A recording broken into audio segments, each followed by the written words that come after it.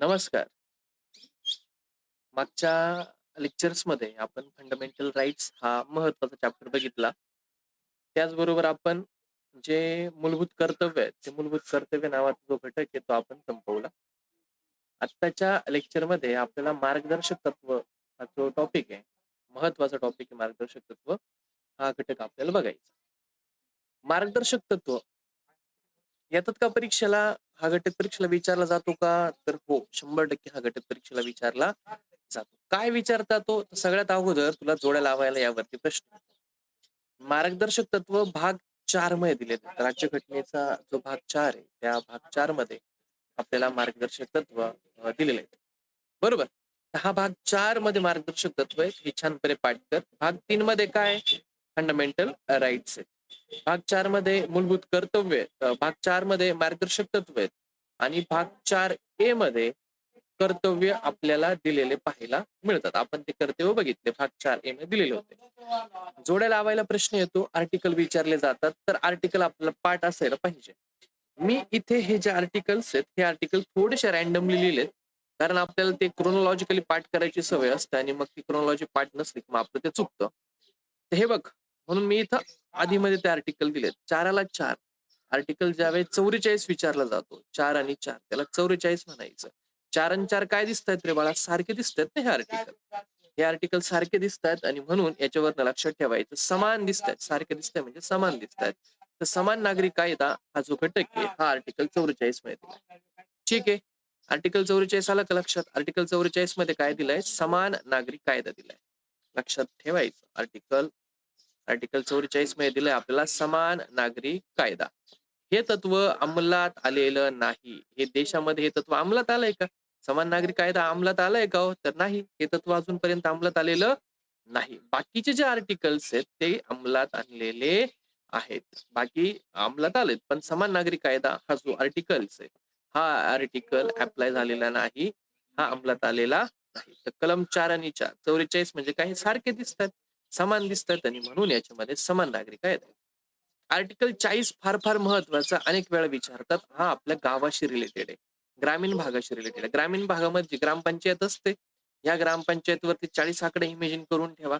या 40 आकड्यामध्ये ग्रामपंचायतीची स्थापनेबद्दलची तरतूद केली आहे. त्या ग्रामीण भागामध्ये ग्रामपंचायत स्थापन करावी असं जे मार्गदर्शक तत्व आहेत, हे मार्गदर्शक तत्व आर्टिकल 40 मध्ये आपल्याला दिलेलं पाहायला मिळतं. तर आर्टिकल 40 आपल्यासाठी फार फार महत्वाचं आहे. आर्टिकल 44 समान नागरिक कायदा आणि आर्टिकल 40 जर म्हटला तर ग्रामपंचायतीची स्थापना आर्टिकल 40 मध्ये आपल्याला पाहायला मिळते. ठीक आहे.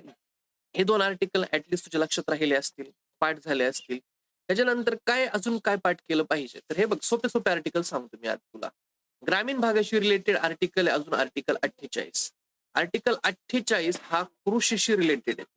आर्टिकल 48 हा कृषी सोबत रिलेटेड आहे आणि कृषी आणि त्याचबरोबर गो हत्या प्रतिबंध याच्यासोबत आर्टिकल 48 हा आपला रिलेटेड. आर्टिकल 48 नी गो हत्या प्रतिबंध केलात, म्हणजे तुम्हाला गायींची हत्या करता येणार नाही असं तुम्हाला आर्टिकल 48 सांगतो. त्याचबरोबर ज्या कृषीच्या रिलेटेड म्हणजे आपली जी जमीन आहे, जे कृषी क्षेत्र आहेत, या कृषी क्षेत्राशी रिलेटेड हा 48 आर्टिकल आहेत. याचाच भाऊ आहे 48A. हा 48A पर्यावरणाशी रिलेटेड, हा सुद्धा पाठ करून घे. हा कशाशी रिलेटेड 48 आहे? 48 पर्यावरणाशी रिलेटेड आहे. नुसतं 48 म्हटला तर कृषी आणि गायी सोबत रिलेटेड, आणि 48A म्हटला तर तो पर्यावरणाशी रिलेटेड आहे. ठीक आहे. तर 48 तुला कळला. आता 48च्या नंतर एक येतो 47, हा सुद्धा आपल्याला पाठ करायचा. आर्टिकल 47 काय म्हणतोय? तर हा आर्टिकल तुझ्या हेल्थशी रिलेटेड आहे. राहणीमानामध्ये सुधारणा करणे म्हणजे जे आरोग्य आहेत, ह्या आरोग्याशी आर्टिकल 47 रिलेटेड आहे. दारूबंदी केली म्हणजे जर तुम्ही मद्यपान केलं, मादक पेय जर तुम्ही घेतले तर तुमच्या हेल्थला ते इफेक्ट करतात. म्हणून मादक पेयाला बंदी केलेली आहे, दारूबंदी केलेली आहे किंवा तुमचं आरोग्य सुधारण्यासाठी दारूबंदी केलेली आहे. हे आर्टिकल कोणतं? तर आर्टिकल 47 हे ते आर्टिकल तुम्हाला पाहायला मिळतं. दारूबंदीशी रिलेटेड आर्टिकल कोणतं किंवा हेल्थशी रिलेटेड आर्टिकल कोणतं? तर हेल्थशी रिलेटेड आर्टिकल येतो आर्टिकल 47. त्यानंतर आर्टिकल 46 आहे. एस-सी, एस-टी म्हणजे अनुसूचित जाती, जमाती, मागासवर्ग जे आहेत, त्यांच्या शैक्षणिक आणि आर्थिक हितसंबंधांना संरक्षण देण्यासाठी आर्टिकल 46 आहे. तर आर्टिकल 46 कशासोबत संबंध दाखवतो? तर आर्टिकल 46 हा एस-सी आणि एस-टी याच्याशी संबंध आहे. आर्टिकल 46 चा संबंध आरक्षणाशी संबंधित आहे. म्हणजे शैक्षणिक आणि आर्थिक हितसंबंध जोपासले जातील, त्यांना संरक्षण दिलं जाईल आर्टिकल 46 नुसार. ठीक आहे. परत एकदा सांगा, आपण आतापर्यंत कोणकोणते आर्टिकल बघितले? कोणकोणते आर्टिकल बघितले हे आपल्याला कळलं पाहिजे. चला बोला, कोणकोणते आर्टिकल पाहिले? कळलं पाहिजे, पाठ झालं पाहिजे. ठीक आहे. सगळ्यात आधी आपण आर्टिकल कोणता पाहिला? आर्टिकल 44 पाहिला. आर्टिकल 44 काय म्हणतोय हो? आर्टिकल 44 ने समान नागरी कायद्याची तरतूद केलेली आहे. आर्टिकल 44 ने समान नागरी कायदा, आर्टिकल 40 ने ग्रामपंचायतीची स्थापना, आर्टिकल 48 गोहत्या किंवा कृषीशी रिलेटेड आहे आणि आर्टिकल 48 ए पर्यावरणाशी रिलेटेड आहे. आर्टिकल 47 आरोग्याशी, राहणीमानाशी म्हणजे दारूबंदीशी हा संबंधित आहे आणि आर्टिकल 46 हा एस-सी, एस-टीच्या ज्या शैक्षणिक आणि आर्थिक हितसंबंध आहेत त्याच्याशी हा संबंध दाखवतो. हे बघितलं आर्टिकल 48 ए दिलाय, पर्यावरणाशी तो रिलेटेड आहे. पर्यावरणाचं संगोपन करायचं, त्याचं संरक्षण करण्याचं जे काम आहे किंवा जे तत्व आहेत, मार्गदर्शक तत्व हे आपल्याला 48 ए मध्ये पाहायला मिळतं. ठीक आहे. हे आर्टिकल पाठ झाल्यानंतर आर्टिकल 45 बघूया आपण. आर्टिकल 45 ऑलरेडी बघितलाय सर. आम्ही 86वी घटना दुरुस्ती 2002 चा अभ्यास केलाय. त्याच्यानुसार 21 ए ऍड केलेलं मला माहिती आहे. 45 ची व्याख्या बदललेली आहे आणि त्याचबरोबर 11वं कर्तव्य सुद्धा ऍड केलेले आहेत. 45 मध्ये वयोगट 0 ते 6 आहेत. अदरवाईज इथं 6 ते 14 आहे आणि इथं सुद्धा जो वयोगट आहे तो 6 ते 14 आहे. म्हणजे काय, 0 ते 6 वर्षांचं बाळ होईपर्यंत त्याला त्याचं संगोपन करायचं, त्याला बाकीच्या सुविधा उपलब्ध करून द्यायचा हे राज्य संस्थेचं कर्तव्य आहे. हे आर्टिकल 45 मध्ये सांगितलं. बाळ 6 वर्षांच्या खालील जे बालक आहेत त्यांचं संगोपन आणि त्यांना शिक्षणाच्या संधी उपलब्ध करून देणं हे राज्य संस्थेचं कर्तव्य आहे. हे तुम्हाला आर्टिकल 45 मध्ये पाहायला मिळेल. ठीक आहे. आर्टिकल 45 आपण याच्या आधी पण बघितलेला आहे 86वी घटना दुरुस्तीचा अभ्यास करताना. तर इथं सुद्धा ते परत आले की 6 वर्षांच्या खालील जे बालक आहेत त्या बालकांचं संगोपन करायचं, त्यांना शैक्षणिक सुविधा उपलब्ध करून देण्याचं काम आर्टिकल 45 मध्ये आहे. आता 2 महत्वाचे आर्टिकल्स अजून ते पाहिजेत. आर्टिकल 49 आणि आर्टिकल 50. जे राष्ट्रीय स्मारक आहेत त्या स्मारकांचं संरक्षण 49 मध्ये दिलंय. 49 आर्टिकल काय म्हणतो? राष्ट्रीय स्मारकांचं संरक्षण करायचं आणि त्याच बरोबर आर्टिकल 50 काय म्हणतो? कार्यपालिकेपासून न्यायपालिका वेगळी असायला पाहिजे. म्हणजे काय, काम करणारी जी कार्यपालिका आहे ती तुम्ही सेपरेट ठेवा आणि जी न्याय देणारी जी न्यायपालिका आहे तिला सेपरेट ठेवा. या दोघं मिक्स नको. या जर मिक्स झाल्या तर मग प्रॉब्लेम क्रिएट होतो. तर कार्यपालिकेला न्यायपालिकेपासून वेगळं करण्यासाठी आर्टिकल 50 तुम्हाला गाईड करतो. आर्टिकल 50 म्हणतो कार्यपालिकेपासून न्यायपालिका वेगळी. आर्टिकल 49 म्हणतो राष्ट्रीय स्मारकांचं संरक्षण. आर्टिकल 40 म्हणतो ग्रामपंचायतीची स्थापना. आर्टिकल 44 म्हणतो समान नागरी कायदा. समान नागरी कायदा सर्व नागरिकांसाठी हा शब्द महत्वाचा. यावरती प्रश्न आलेला आहे. समान नागरी कायदा सर्व नागरिकांसाठी आणि हे तत्व अजून अंमलात आलेलं नाही.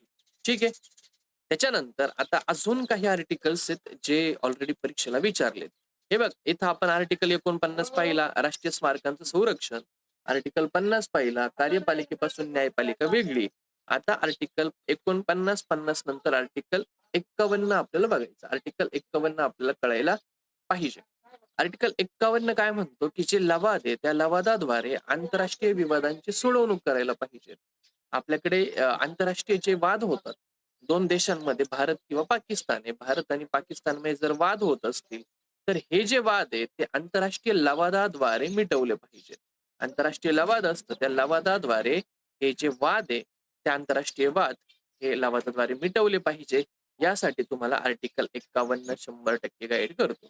तर इथपर्यंतच्या गोष्टी आहेत त्या गोष्टी हे आर्टिकल तुम्हाला कळले पाहिजे. ठीक आहे. हा आर्टिकल 41 काय म्हणतो बघ. 41 ची हेडिंग पाठ करायची. काम करण्याचा अधिकार म्हणजे आपल्याला काम करण्याचा अधिकार आहे. प्रत्येक नागरिकाला काम करण्याचा अधिकार आहे आणि त्याला काम करण्याच्या ज्या संधी आहेत त्या संधी उपलब्ध करून दिल्या पाहिजे. याबाबतचा आर्टिकल 41 तुम्हाला सांगतो. 41 कळल्यानंतर एक आर्टिकल 39 ए फार महत्वाचा आर्टिकल. आर्टिकल 39 ए समान न्याय आणि मोफत कायदेशीर सहाय्य. आर्टिकल 39 ए ची व्याख्या काय? समान न्याय आणि कायदेशीर मोफत सहाय्य हा आर्टिकल 39 ए सांगतो. फार महत्वाचा आहे, पाठ करून ठेवायचा. ठीक आहे. आता शेवटचे 2 आर्टिकल्स आहेत हे जोड्या लावण्यासाठी एवढे आर्टिकल तुम्हाला कंपल्सरी पाठ करायचे. आर्टिकल 43 हे काय म्हणतो, की ज्या उद्योगधंदे आहेत, त्या उद्योगधंद्यांच्या व्यवस्थापनामध्ये कामगारांचा सहभाग. राज्य संस्था जो पण उद्योग काढतं, राज्य संस्थेद्वारे जे पण उद्योग निर्माण केले जातात, त्या सगळ्या उद्योगधंद्यांमध्ये कामगारांचा सहभाग करून घेण्यासाठी आर्टिकल 43 ए गाईड करतो. आणि आता एक शेवटचा आर्टिकल आहे आर्टिकल 39 ए, जो आपण ऑलरेडी इथं बघितलाय की समान न्याय आणि मोफत कायदेशीर सहाय्य ह्यासाठी आर्टिकल 39 ए आहे. थोडंसं विस्तारित स्वरूपात आपल्याला ते माहिती असायला पाहिजे. प्रत्येक नागरिकास न्याय मिळवण्यासाठी संधी देणं व आर्थिक किंवा कोणत्याही परिस्थितीमध्ये ती नाकारली जाऊ नये याची हमी देणं हे राज्याचं कार्य आहे. म्हणजेच काय, प्रत्येक नागरिकास, मग तो कोणताही नागरिक असो, त्या प्रत्येक नागरिकास त्याचा न्याय मिळवण्यासाठी जर त्याच्यावर काही प्रॉब्लेम क्रिएट झाले असतील तर त्याला न्याय मिळवण्यासाठी संधी देणं संधी देणं आणि त्याचबरोबर आर्थिक किंवा इतर कोणत्याही परिस्थितीमध्ये ती संधी नाकारली जाऊ नये याची हमी देणं हे राज्याचं कार्य आहे. 39 ए मध्ये सांगितलेलं आहे.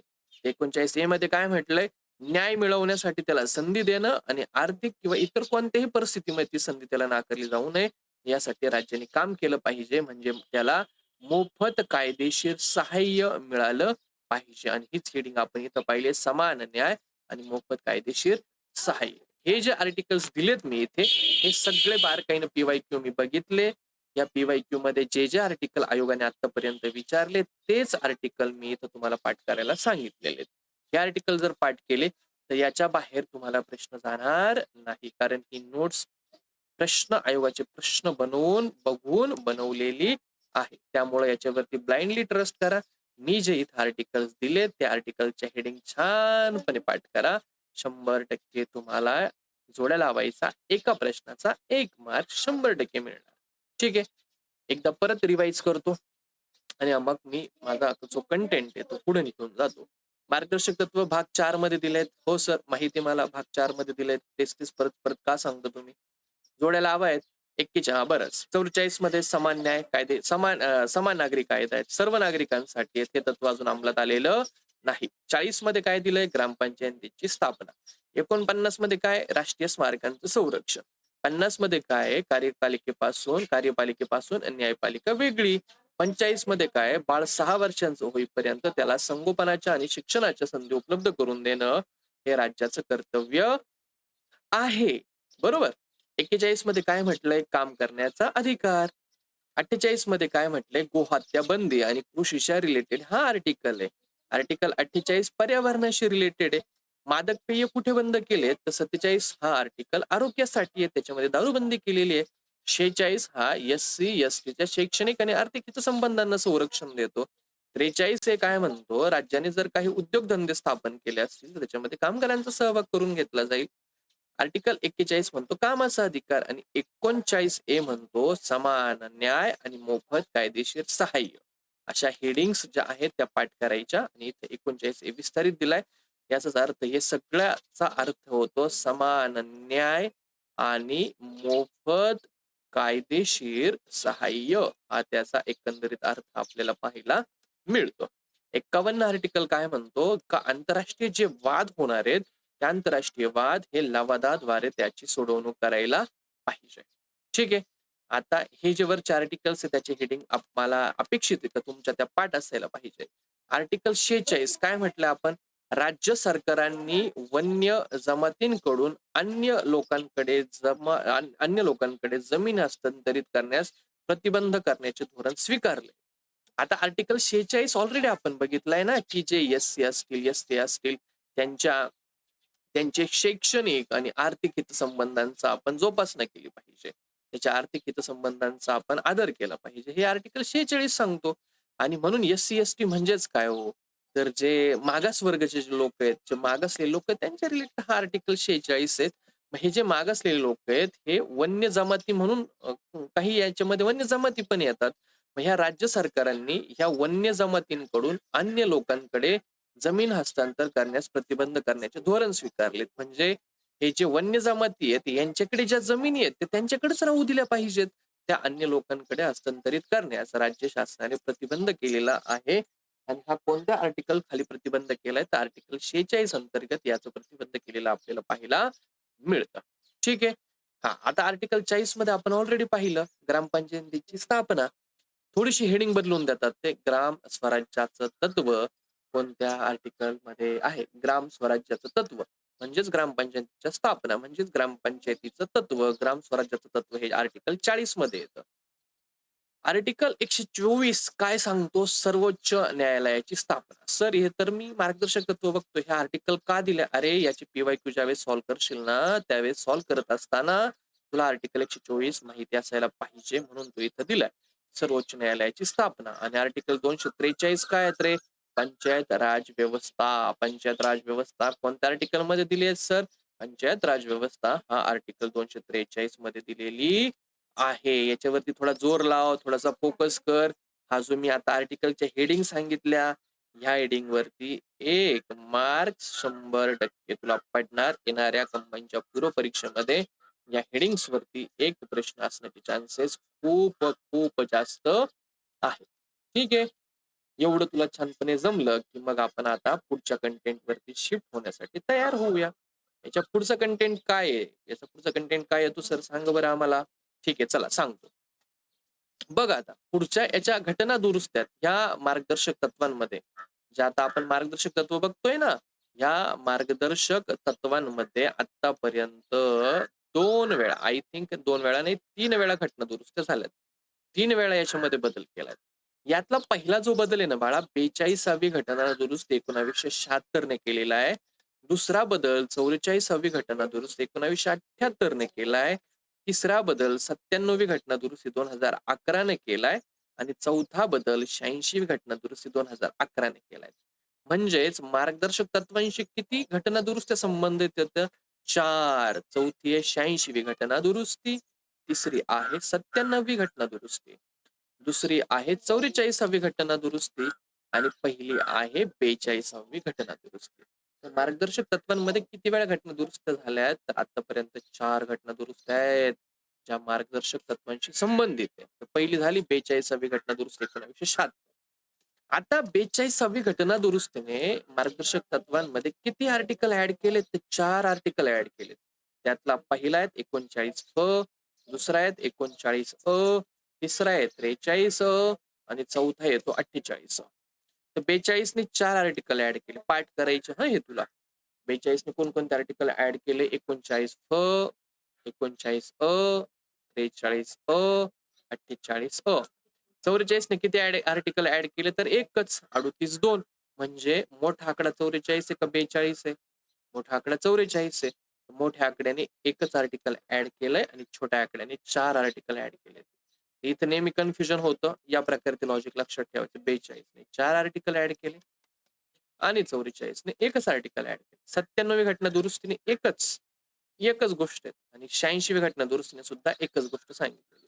म्हणजे सगळ्यात जास्त गोष्टी ज्या सांगितल्या त्या 42वी घटना दुरुस्ती 1976 ने सगळ्यात जास्त जे बदल आहेत ते ह्या घटना दुरुस्तीने सांगितलेले आहेत. हे तुला कळायला पाहिजे. बघ 39 काय म्हणतो, की बालकांना विकास करण्याची संधी उपलब्ध करून दिली पाहिजे.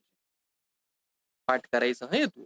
39 मध्ये काय दिलंय? ते 39 म्हणतो, की जे बालक आहेत त्यांना निरामय आरोग्य उपलब्ध करून दिलं पाहिजे आणि त्यांना विकासाची संधी उपलब्ध करून दिली पाहिजे. जे बालक असतात, जे युवक असतात, त्यांना शोषणापासून त्याचबरोबर लैंगिक भौतिक उपेक्षांपासून आपण त्यांचं संरक्षण केलं पाहिजे. कन्क्लुजन मध्ये असं म्हणूया का रे, का बालकांची रिलेटेड 39 बालकांच्या विकासाशी संबंधित 39 जमतं. बालकांचा विकास करायचा, बालकांचं शोषणापासून संरक्षण आणि नैतिक भौतिक उपेक्षांपासून संरक्षण करायचं म्हणजे 39 हा बालकांच्या विकासाशी संबंधित आहे आणि हा 42वी घटना दुरुस्तीने ऍड केलाय. ठीक आहे. 39 हे ऑलरेडी पाहून झालंय आपल्याला समान न्याय. भारतातल्या प्रत्येक नागरिकाला समान न्याय असेल आणि प्रत्येक नागरिकाला मोफत कायदेशीर सहाय्य उपलब्ध करून दिलं जाईल. मोफत. म्हणजे तुला जर एखादा तुझ्याकडनं काही चुकी झालीये, तुला मोफत सहाय्य पाहिजे, तुला पैसे खर्चून तू वकिलांचा सल्ला घेऊ शकत नाही, तर तुला अरे आम्ही मोफत सहाय्य उपलब्ध करून दिलंय ते 39 नी आणि हा 39 सुद्धा 42वी घटना दुरुस्ती 1976 ने ऍड केलाय. पुढचा आर्टिकल आहे 43 उद्योगांमध्ये कामगारांचा सहभाग. जे उद्योगधंदे म्हणजे राज्य संस्थेने जर एखादा उद्योग स्थापन केलाय सरकारने, तर या उद्योगांमध्ये कामगारांचा सहभाग राज्य संस्था करून घेईल, जेणेकरून लोकांना, नागरिकांना रोजगार मिळेल. तर 43 कशाने ऍड केलाय? तर 42वी घटना दुरुस्तीने. 48 पर्यावरणाशी आहे. सर, 48 आणि 48 कन्फ्युजन होतंय. मग घे ना बाळा, 48 हा कृषीशी रिलेटेड आहे. हा आपल्या गायींशी रिलेटेड आहे. आणि 48 ए हा आपल्या पर्यावरणाशी संबंधित आहे. 48 पर्यावरणात सुधारणा आणि जंगल आणि वन्यजीव जे आहेत त्यांचं संरक्षण करण्याशी रिलेटेड आहे. आणि हा 48 कोणत्या घटना दुरुस्तीने ऍड झालाय? तर तो सुद्धा राज्यघटनेमध्ये 42वी घटना दुरुस्तीने ऍड केलेला आहे. 39 फ 43 39 फ 39 43 48 हे जे 4 आर्टिकल्स आहेत हे 42व्या घटना दुरुस्तीने राज्यघटनेमध्ये ऍड केले. मोस्ट मोस्ट इम्पॉर्टंट ही गोष्ट आहे, ती तुला जमायलाच पाहिजे. 44वी घटना दुरुस्तीने काय ऍड केलंय मग सर? 38(2) हा जो आर्टिकल्स आहे हा 44वी घटना दुरुस्तीने ऍड केला. काय म्हणतोय 38(2)? तर विषमता किमान पातळीवर आणणं, असं पाठ करायचं, एवढंच पाठ करायचं. विषमता किमान पातळीवरती आणणं. खूप गरीब लोक आहेत, खूप श्रीमंत लोक आहेत, यांच्यामध्ये खूप मोठी दरी आहे, ती दरी कमी करायची आणि यांची जी विषमता आहे ती विषमता किमान पातळीवरती आणण्यासाठी 38(2) हा जो आर्टिकल आहे हा मदत करतो. ठीक आहे. तर हा विषमता किमान पातळीवर आणण्यासाठी राज्य उत्पन्नाची विषमता किमान पातळीवर आणण्यासाठी प्रयत्न करेल, हे 38(2) मध्ये सांगितलं. आणि ही जी गोष्ट आहे ती 42वी घटना, सॉरी 44वी घटना दुरुस्ती 1978 ही गोष्ट ऍड केली. 97वी घटना दुरुस्ती 2011 ला केलेली आहे. हिनं सहकारी संस्थांची ऐच्छिकरित्या स्थापना, म्हणजे सहकारी संस्था जर तुम्हाला स्थापन करायच्या असतील तर तुम्हाला त्या ऐच्छिकरित्या स्थापन करता येतील. जर तुमची मर्जी असेल तर तुम्ही स्थापन करू शकता, आणि जर तुमची मर्जी नसेल तर तुम्हाला बळजबरी केली जाणार नाही व लोकसत्ताक नियंत्रण याच्यामध्ये वृद्धी केली जाईल. एवढं बाकीचं लक्षात ठेवण्यापेक्षा एवढंच मन तर या 97वी घटना दुरुस्तीने सहकारी संस्थांची ऐच्छिक स्थापना करण्याची शिफारस केलेली आहे. आणि हे सुद्धा, ही जी तरतूद आहे सहकारी संस्थांची ऐच्छिक स्थापना, ही तरतूद 43 ब मध्ये दिलेली आहे. आणि हा 43 ब नावाचा जो आर्टिकल आहे हा 97वी घटना दुरुस्ती 2011 ने राज्यघटनेमध्ये ऍड केलेला आहे. आणि आता यातली शेवटची घटना दुरुस्ती 86 घटना दुरुस्ती 2001 हा म्हणतो की बाळ 0 ते 6 वर्षांचा बालकांचा जो प्रारंभिक बाल्यावस्था असते याच्यामध्ये देखभाल शिक्षण उपलब्ध करून देणं हे राज्य संस्थेचं कर्तव्य आहे. ही जी व्याख्या आहे ही व्याख्या आधी वेगळी होती आणि आता ही व्याख्या अशी केली का बाळाचं वय 0 ते 6 वर्षांचं होईपर्यंत त्याचं व्यवस्थित संगोपन करण्यासाठी आणि त्याला शिक्षणाच्या संधी उपलब्ध करून देण्यासाठी राज्य नेहमी प्रयत्नशील असेल. ही जी तरतूद आहे ती 86 घटना दुरुस्ती 2011 ने केलेली आहे. आर्टिकल 45च्या विषयामध्ये बदल केलाय. खालीलपैकी कोणत्या आर्टिकलची भाषा बदलली आहे किंवा विषय बदललाय? तर तो आर्टिकल येतो आर्टिकल 45. मुला-मुलींना निशुल्क व सक्तीचे शिक्षण देण्याचा कबुली करते. हे आर्टिकल कबूल करतं की जे मुलं-मुली आहेत त्यांना निशुल्क आणि सक्तीचं शिक्षण देण्याचं कबूल करतं. तर खालीलपैकी कोणतं आर्टिकल कबूल करतं शिक्षण देण्याचं? जो 45 नंबरचा आर्टिकल आहे हा त्यासाठी तुम्हाला कबुली देतो. ठीक आहे. आर्टिकल 48 कशाशी रिलेटेड आहे? सर आर्टिकल 48 आता मला पाठ झालं. कृषी, चला आठवा बरं. कृषी आणि आणखी काय म्हटलं होतं आपण? कृषी आणि गायींसोबत रिलेटेड. 48 हे कशासोबत रिलेटेड आहे हो? हा सर पर्यावरणाशी रिलेटेड आहे. आठवलं मला. छान छान उत्तम. 48 मध्ये काय म्हटलंय? राज्य कृषी आणि पशुपालनाची आधुनिक आणि वैज्ञानिक प्रणाली संघटित करण्याचा प्रयत्न करेल. तर ही तरतूद कोणत्या आर्टिकल मध्ये दिली असा आयोगाचा प्रश्न आहे. याच्यात तुला कृषी दिसलं, पशुपालनाचे आधुनिक आणि वैज्ञानिक हे थोडेसे वेगळं वाक्य दिसले, घाबरू नको. पशुपालन, आधुनिक, वैज्ञानिक असे जरी शब्द दिसले तुला इथं कृषी दिसतंय ना, डोळे झाकून उत्तर 48. 48 मध्ये असं देखील एक तरतूद केली की राज्य कृषी आणि पशुपालनाच्या ज्या आधुनिक आणि वैज्ञानिक ज्या प्रणाली आहेत त्या संघटित करण्याचा प्रयत्न करेल. हे 48 मध्ये ऑलरेडी दिलेलं आहे. संविधान अप्लाय झाल्यानंतर 10 वर्षांच्या आतमध्ये 14 वर्षाखालील सर्व मुला-मुलींना मोफत आणि सक्तीचं शिक्षण मिळवण्याची सोय झाली पाहिजे असा संविधानिक निर्देश होता. असं ऑलरेडी संविधानाने सांगितलेलं होतं. संविधानाचा ऑलरेडी असा निर्देश होता की संविधान लागू झाल्यानंतर 10 वर्षांच्या आतमध्ये जे 14 वर्षांखाली जे मुला-मुली आहेत त्यांना मोफत आणि सक्तीचं शिक्षण मिळवण्याच्या संधी उपलब्ध झाल्या पाहिजे. असं ऑलरेडी संविधानाने सांगितलेलं होतं. तर हा मुद्दा तुम्हाला लक्षात राहिला पाहिजे. ठीक आहे. तर हे कुठं सांगितलं होतं? ही जी सिस्टम आहे किंवा हे जे वाक्य आहेत किंवा अशी तरतूद आहे, हे मार्गदर्शक जे तत्व आहे, त्या मार्गदर्शक तत्वांमध्ये सांगितलेलं होतं. तुम्हाला फसवण्यासाठी देखील हे मूलभूत अधिकारांमध्ये सांगितलं होतं? नाही. तर हे कुठं सांगितलं होतं? कर्तव्यांमध्ये सांगितलं होतं का? नाही. तर अशी तरतूद भारतीय राज्यघटनेमध्ये जे मार्गदर्शक तत्व आहेत, त्या मार्गदर्शक तत्वांमध्ये करण्यात आलेली होती. तर पुढचा मुद्दा आपण पुढच्या लेक्चरमध्ये बघूया. ही जी बेसिक इन्फॉर्मेशन होती, बेसिक इन्फॉर्मेशन तुम्हाला छानपणे जमायला पाहिजे. Thank so much.